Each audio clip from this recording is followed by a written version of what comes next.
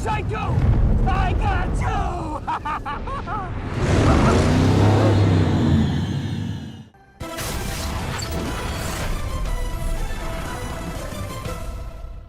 Hey guys, what is up? It is me, Pagey, here once again, and it's only March, but one of the year's more anticipated, if not most anticipated movies is here in the form of Matt Reeves' The Batman, which of course was originally Ben Affleck's The Batman, and then Matt Reeves' The Batman starring Ben Affleck, but now we land on Robert Pattinson donning the cowl and cape in this new take on the face of DC Comics. And I'm going to be honest, this movie really surprised me. Now, I knew it was going to be super well made. Matt Reeves just comes across as like a super detailed dude when it comes to his films, but the trailers really had me thinking this movie was maybe going to fold into something we'd already seen in the previous Batman trilogy, that of course being the Christopher Nolan Dark Knight trilogy, you know, with like a realistic, grounded take on Batman, but obviously with that Matt Reeves flair. And that had me a bit, but like I knew it would be good, as I said before, but other DC films on the way that felt new and fresh were higher on my list of anticipation.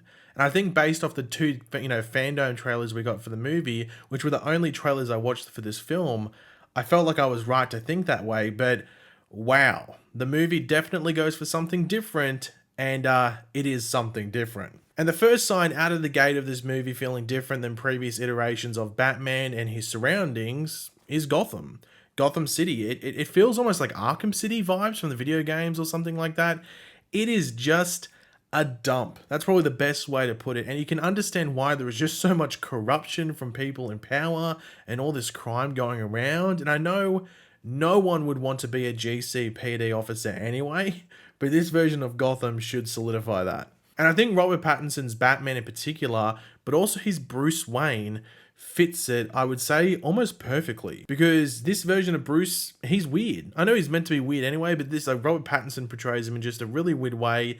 He's just a really weird dude. And I know there was a lot of, oh, he can't be Batman when Robert Pattinson was cast. And though I knew he could act, I think I fell into that category of thinking it was a bit of an unorthodox casting for the character, and I just wasn't too sure how he would turn out. But his Batman would have to be the most like threatening and scary Batman, not in size and stuff like that, because there's been bigger Batman in regards to height and just general thickness, if you want to put it. But just the way they use like sound and lighting when he is around, without spoiling what that specifically is, it just makes you understand why criminals in Gotham are soiling their pants around him, or just as a thought of possibly running into him. Now, in regards to the overall world building of The Batman, it's a long movie. It falls just shy of 3 hours, so there is a lot of time to introduce elements that could play a role in this film, but also going forward. And I know that Matt Reeves has said that they had only just recently started talking about a sequel and all of this,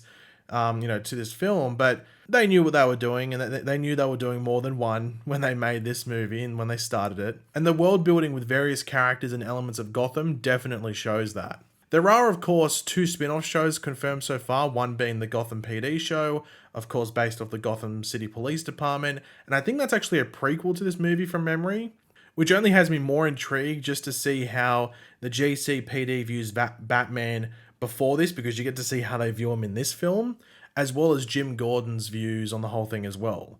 With the other show being a Penguin spin-off, which I'm curious about, and I wonder if it will focus on more than just Penguin and just maybe the overall criminal underworld of Gotham, because if so, there is a lot to explore. But coming back to Robert Pattinson and his portrayal of specifically Batman, I said before I think he is the most threatening and scary Batman, and I think his take is probably my favorite in regards to the movie and story it's within. And I am interested to see how he grows, because he isn't perfect in this film as a character, both just as a human being, but also as Batman. He makes mistakes. It's only his second year out there in the cape and cowl, so there could be very interesting things they do moving forward, which could leak over into his Bruce Wayne persona, which I must say, I don't think was amazing, but that's because he really is in Batman like mode mentally and literally for most of the film. But, on a second watch or second viewing, I might focus in more on, when he is in public as Bruce and think about all of that again.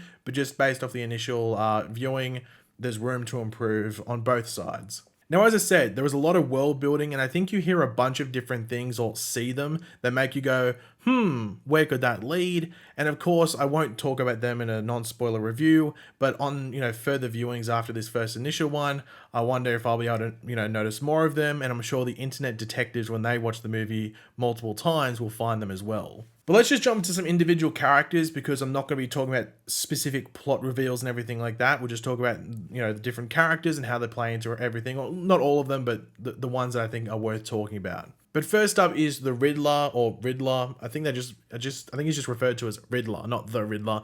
But anyway, it's played by Paul Dano. And he is great in this movie, but here's the thing. I think that's all I'm going to say, because I don't think there is much I can say about him and his role in the film, just how he plays into it, without maybe spoiling it, or at least hinting at a spoiler for it. So I will just say that Paul Dano does an awesome job, and of course, he is the Riddler. So he makes up some riddles for people, and they all work pretty well for the most part. I don't think there was a lazy one in there. And I must say, without spoiling specifically what it is, it does get a bit almost like a bit of social commentary with it. And I'm interested to see how that's received online.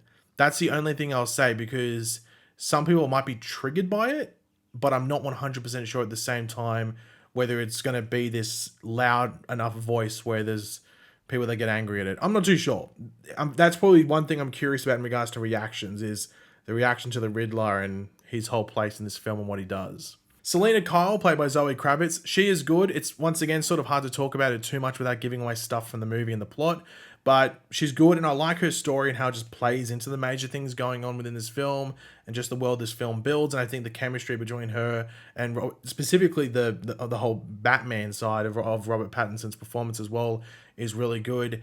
And yeah, not much I can really say, because she plays into things pretty well, and you understand when you watch the movie what I mean by that. Jim Gordon, played by Jeffrey Wright, or James Gordon.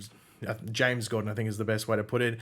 And I will say he is a big player in this film, more than I expected. But it is important to remember, and this is something that I haven't said yet, this is really the first movie where they dive headfirst into the detective aspect of the Batman. And I mean, he is known as the world's greatest detective, and we really only saw that play a part in the previous Batman films in some of the Nolan trilogy, with I think most of that actually being in the Dark Knight film. So it was cool to see that in this movie and be such a focus, if not be the focus, but it suited the story and all of that. So I am curious to see if that's like a thing going forward, at least in regards to being close to the level it is in this first film. But the mystery followed throughout the story is intriguing for everyone that will watch it, I think. And I think that's why you see Gordon play such a big part, because it isn't just like, oh, it's, Batman swinging around or on top of buildings and everything like that. It's very much focusing on that detective aspect, which, there has to be some back and forth between Batman and Gordon, or at least the GCPD. Now, this isn't a spoiler, but it does something at the end that most Batman movies don't really do. So as I said, that's not even a real spoiler. It's just more of a subtle thing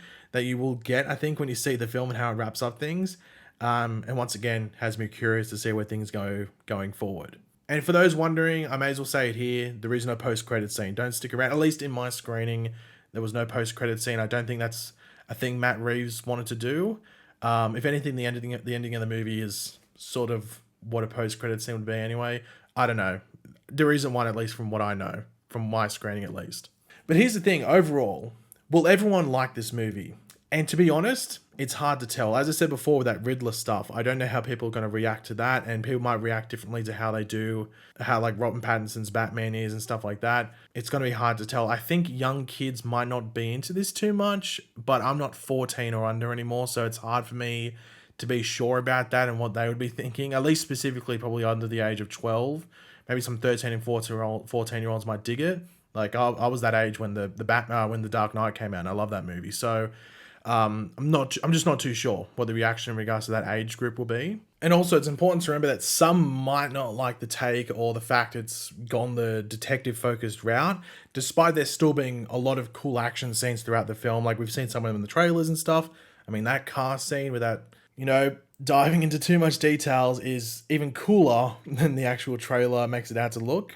But the big question that so many people are going to have, and I reckon there's going to be a massive discourse about this going forward from this film, is it better than The Dark Knight? And after one viewing, I don't think I can, give a guaranteed yes or no. Now, for now, I would say it's just under The Dark Knight, but I've seen that movie like 20 plus times, probably in the almost 15 years it's been out or something like that. And I've seen The Batman by Matt Reeves once. So after some more viewings and, letting it marinate and letting the potential recency bias wash away, because that's always a big thing with films is recency bias, I might be able to give a more clear ranking, but man, The Batman is good.